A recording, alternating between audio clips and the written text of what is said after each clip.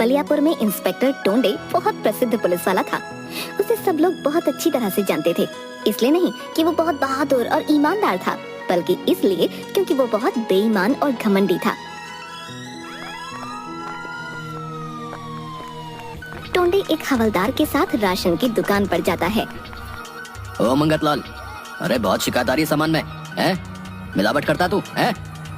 साहब ये क्या कह रहे हैं आप? हम तो एकदम बढ़िया माल मंगवाते हैं, हमारा सामान एकदम अच्छा है साहब, आप चाहे तो खुद देख लीजिए।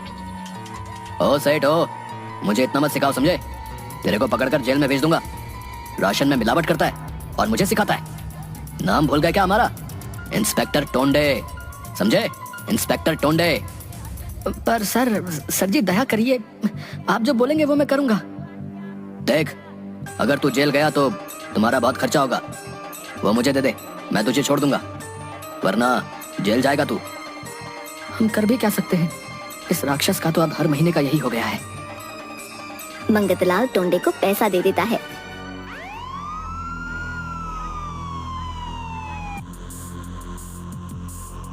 अरे साहब डर नहीं लगता, किसी ने कंप्लेन कर दी तो?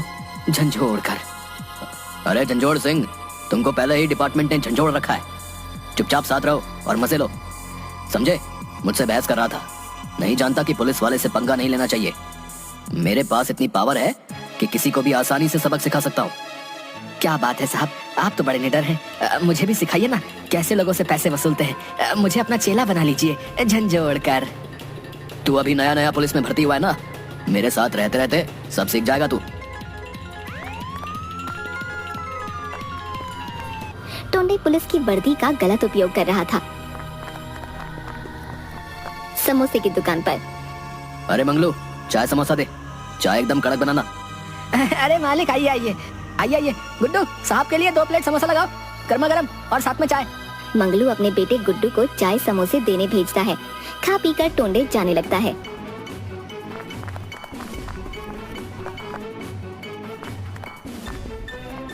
साहब आप पैसा देना भूल गए। क्या बोला? मुझसे पैसा लेगा तू, हैं? पैसा चाहिए तुझे? मंगलू दौड़ता दौड़ता आता है। अरे साहब माफ कीजिए, इसको नहीं पता कि आप कितने बड़े साहब हैं पुलिस के, छोटा बच्चा है, माफ कर दीजिए। समझा के रख इसको, नहीं तो। हाँ हाँ साहब, हाँ मैं इसको समझा दूंगा। साहब के सामने झुककर ही रहना पड़ेगा। ठीक कहा ना साहब मैंने, झंझोड़ कर।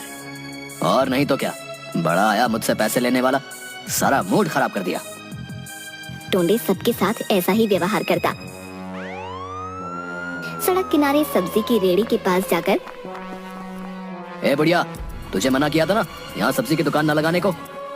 अरे बेटा, यहाँ नहीं लगाऊंगी तो कहाँ जाऊंगी, बहुत गरीब हूँ बेटा, दया करो, मुझे यहाँ दुकान लगाने दो। मना किया ना, तुझे नहीं लगा सकती तो दुकान। पर साहब यहाँ पर सब्जी की रेहड़ी लगाने में कोई दिक्कत नहीं है, फिर आप इसे मना क्यों कर रहे हैं? झंझोड़ कर। डराना पड़ता है इन लोगों को, तब जाकर झुकते हैं ये। बेटा मैं बहुत गरीब हूँ, किसी तरह अपना पेट पालती हूँ, दया करो, बहुत दुआएं दूंगी तुम्हें। दुआ लेकर क्या करूंगा मैं? जानती नहीं मैं क्या कर सकता हूँ? चल जा, नहीं तो 1000 रुपए दे। सब्जी वाली दुखी होकर घर चली जाती है। घर पर उसकी एक अपाहिज पोती थी जो बैसाखी के सहारे उसके पास आती है। दादी आप इतनी जल्दी क्यों आ गईं? क्या बताऊं बेटी, अब मैं वहाँ सब्जी नहीं बेच पाऊंगी। पर क्यों दादी, वहाँ क्या दिक्कत है? वहाँ तो बहुत से लोग सब्जी बेचते हैं और आप तो बहुत अच्छी सब्जियाँ रखती हैं। हम गरीबों का कोई सहारा नहीं होता बेटी, शहर के बड़े पुलिस वाले ने मुझे वहाँ सब्जी की रेड़ी लगाने से मना कर दिया। वो मुझसे पैसे मांग रहा था, तभी वहाँ सब्जी बेचने देगा। मैंने कहा मैं गरीब हूँ, कहाँ से पैसे लाऊंगी, अब घर का कैसे खर्चा चलेगा, मैं तुझे क्या खिलाऊंगी? आप रोइए मत दादी, मेरी चिंता बिल्कुल मत कीजिए, मुझे बिल्कुल भूख नहीं लगती। चलिए दादी, हम पुलिस अंकल को बोलते हैं, वो हमारी बात जरूर मान जाएंगे। नहीं मेरी बच्ची, वो नहीं मानेगा, मुझे माफ करना, मैं तेरा ख्याल नहीं रख पा रही। दोनों दुखी होकर रह जाती हैं।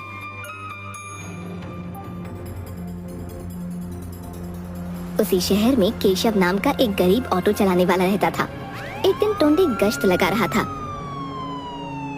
तभी वहाँ केशव अपने ऑटो से गुजर रहा था।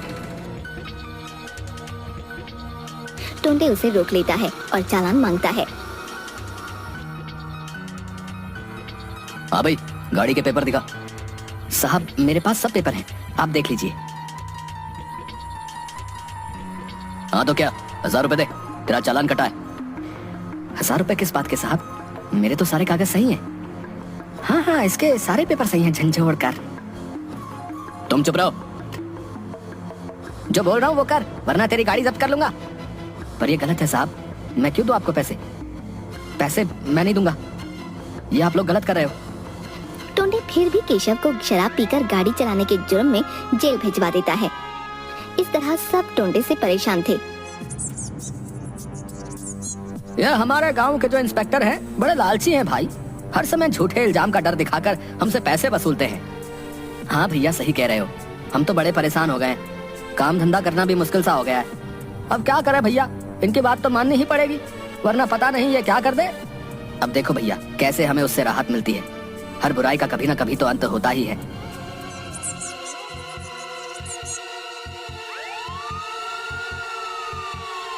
सच ही कहा गया है, हर बुराई का अंत जरूर होता है।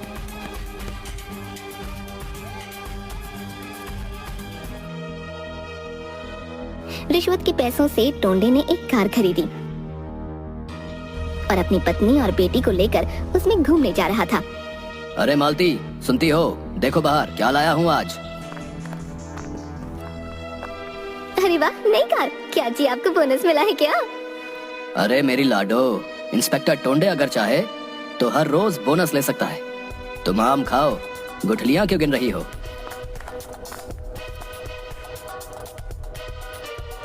कैसी लगी ये कार मेरी गुड़िया को? बहुत अच्छी है पापा, मुझे जू ले चलिए और आइसक्रीम भी खिलाइएगा पापा।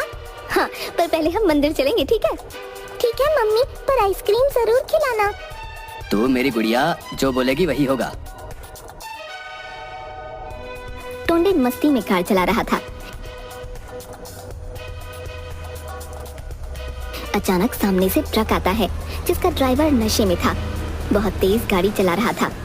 ला ला ला ला ला, आज मौसम है सुहाना, दारू पीने का है बहाना, ला ला ला ला ला।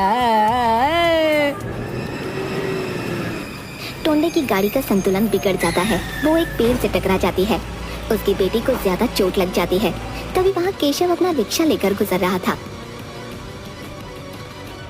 साहब बाहर आ जाइए, मेरा हाथ पकड़ के। टोंडे किसी तरह बड़ी मुश्किल से बाहर निकलता है। साहब अंदर और भी लोग हैं। मेरी गुड़िया अंदर ही है, मेरी पत्नी भी। हाँ साहब मैं अभी निकालता हूँ, आप फिक्र मत करिए। बड़ी मुश्किल से वो सबको बाहर निकालता है और अपने रिक्शा में बिठाकर अस्पताल ले जाता है। अभी आपकी पत्नी ठीक है, आपकी बेटी को खून की जरूरत है, जल्दी इंतजाम कीजिए। मैं कोशिश करता हूँ, आप मेरी बेटी का इलाज अच्छे से कीजिए। इस वक्त तक केशव ने ये बात सबको बता दी थी और सब हॉस्पिटल में आ गए थे। साहब आप चिंता मत कीजिए, मैं बिटिया रानी को खून दूंगा। आप सब लोग कितने अच्छे हैं, आप लोगों का बहुत शुक्रिया। मैंने आप लोगों के साथ बहुत गलत बर्ताव किया, फिर भी आप लोग मेरी मदद के लिए यहाँ खड़े हैं। आप चिंता मत कीजिए साहब, बिटिया रानी बिल्कुल ठीक हो जाएंगी बहुत जल्दी। माँ, आपको तो मैंने बहुत दुख दिया है, फिर भी आप मुझे दुआ दे रही हैं। आप सब लोग मुझे माफ कर दीजिए। आप लोगों ने मेरी आंखें खोल दी। अब मैं कभी कोई गलत काम नहीं करूंगा और अपनी वर्दी का हमेशा सही इस्तेमाल करूंगा। आप सबकी वजह से मेरी गुड़िया और हम लोग बच पाए। आप लोगों का बहुत बहुत धन्यवाद। साहब अच्छा हुआ आप वक्त रहते सुधर गए, अगर गलती से मैं आपका सीनियर बन जाता तो आपको मैं ही सुधारता, झंझोड़कर। कुछ ज्यादा नहीं बोल रहे हो झंझोड़ सिंह? अभी सीनियर मैं ही हूँ। वो गलती से जुबान फिसल गई साहब, झंझोड़कर। और सब हंसने लगते हैं। कुछ दिनों बाद टोंडे की बेटी भी ठीक हो जाती है। इसीलिए कहा गया है कि इंसान को हमेशा अच्छे काम करने चाहिए, क्योंकि ईश्वर उनके हर कर्मों का हिसाब लेता है।